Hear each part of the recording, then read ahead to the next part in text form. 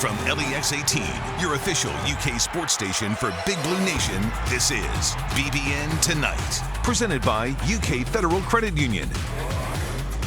Welcome to BBN Tonight. I'm Keith Farmer. And I'm Maggie Davis. Great to hear you say that again. Yes, I'm glad to be back. We have a great show lined up tonight, talking a lot about basketball, getting excited for football season with Jeff Pecoro, and more awards for Abby Steiner. Never get tired of saying that. And you're going to hear from Will Levis, what he had to say during his time at the Manning Passing Academy. Plus, one of the Big Blue Nation's favorites has found a new home. We'll get to that in just a minute, but first, let's start with the throwback. That's going to be tonight's Big Blue Story, presented by CHI St. Joseph Health. John Wall is a very competitive guy. I mean, very competitive. He wants to be the best point guard ever. You have to have a guy that can go make you a play. John Wall can go make you a play. Harris back to Wall. Wall's going to force one. And it goes! That's what they call wall to wall. And now Wall. The win! First pick in the 2010 NBA draft, the Washington Wizards select John Wall from the University of Kentucky. Never gets old. Hard to believe that was all 12 years ago, and now John Wall is set to join the Los Angeles Clippers. He has reached a buyout agreement with the Houston Rockets. Wall was initially due more than $47 million from the Rockets for the final year of his contract in Houston. But both sides of that deal have now agreed to shave $6.5 million off of that number so that Wall can instead become a free agent. And with free agency right around the corner, other teams will be able to pursue Wall, but NBA insiders, including ESPN's Adrian Wojnarowski, are reporting, quote, his intention is to join the Clippers. So, Keith, that would mean that John Wall would be teaming up with Kawhi Leonard, Paul George, and assuming he stays healthy, which, you know, unfortunately is always an assumption with John Wall. Right. This could be a good fit. I'm excited to see how it all plays out. And guess how much he is likely going to play for? You About tell us. $6.5 million, which is what he's losing in that deal. So, yeah, he's going to make that money back up. He's going to be all right. Yeah, I think he is. Well, the move does mean that John Wall won't play with TYTY Washington, and he was drafted by the Rockets in this year's NBA draft just last week. And who doesn't love it when Kentucky guys team up on the next level?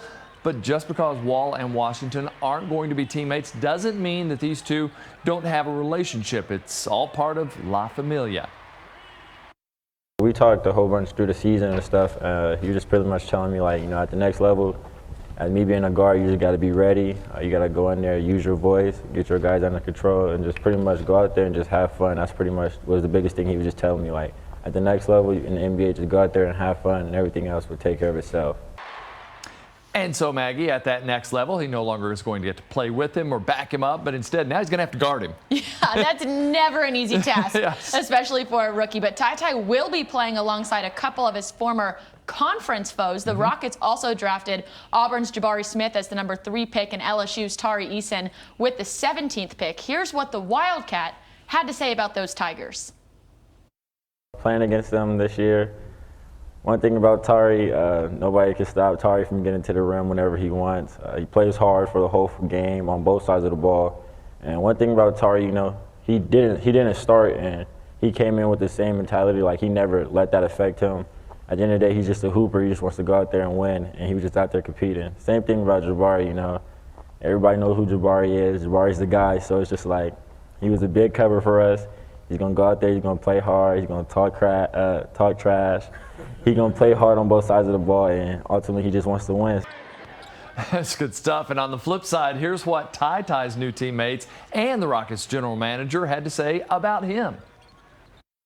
Playing with TYTY throughout this process and just, you know, getting to know him, you know, his poise and kind of his pace and his ability not to be sped up is really special. You know, I like that about his game, and he's always trying to get everybody involved. So, you know, he's a really unselfish player, and he's someone, you know, you can't speed up, and I think that that's a really important thing in this league, you know, having your own pace. I saw TYTY for the first time when he was like 11, and so it feels like it's destined. But TYTY is a good basketball player. Like, at the end of the day, he's really good at this game, and at every level I've ever seen him on, he was one of the better players because he figures it out, and he's really good at this game. And there's very little. So we have the John Wall, TYTY Washington connection. Then we have the SEC Houston Rockets connection. And now, how about a little Chris Livingston, LeBron James connection? Yeah, Kentucky's incoming freshman will make a cameo in LeBron's upcoming movie, Shooting Stars, which is based on LeBron's own life, including his historic high school career and living up to those expectations. And since Livingston, like LeBron, is from Akron, Ohio, it makes sense. LeBron's just been a mentor and just been a real role model ever since I was a kid, you know what I'm saying? Obviously, the role model aspect has taken it to the next step because we have a personal relationship now. So he's been huge in my life, and I really appreciate him for the things he's done. I'm playing one of the better players that LeBron played in his early childhood in high school.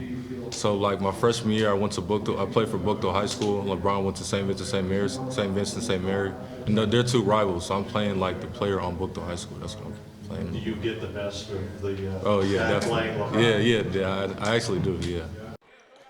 Hey, you heard the soon-to-be retired Jerry Tipton there. But I love the fact that Chris Livingston gets to kind of play the foe, gets to play, he's probably going to be the bad guy, right? I know, that'll be fun. And it all just goes to show that when you're on this level, you don't need a LinkedIn page. Ooh, you all just sort of know each other. Yeah. You get connected in different ways. You network, and you end up in a movie with LeBron James. So love it. What else can you say about that? All right, let's switch gears now. Totally. Talk a little bit about football. We've been talking about Will Levis at the Manning Passing Academy this week. He's obviously been putting in a lot of work down there, but he is still a human, right? At the end of the day, you're still going to get starstruck by celebrities, right? Yes. That's what he felt when he finally met Peyton Manning. Listen to this.